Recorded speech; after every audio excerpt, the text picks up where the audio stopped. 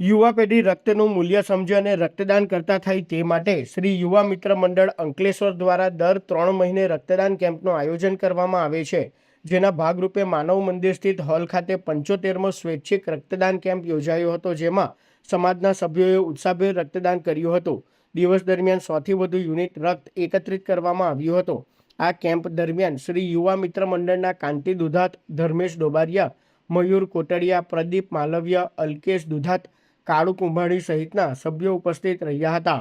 કુમારપાલ બેંકના સહયોગથી આ બ્લડ કેમ્પનું આયોજન કર્યું છે. જે બ્લડ કેમ્પ યુવા મિત્ર મંડળ દર 3 મહિને વર્ષમાં 4 બ્લડ કેમ્પો કરતા હોય છે. આ 75મો બ્લડ કેમ્પ છે, જે અવિરત રક્તનું કલેક્શન કરી અને લોકો સુધી સારી રીતે પહોંચે એવું ભગીરથ કાર્ય યુવા મિત્ર મંડળ દ્વારા થઈ રહ્યું છે.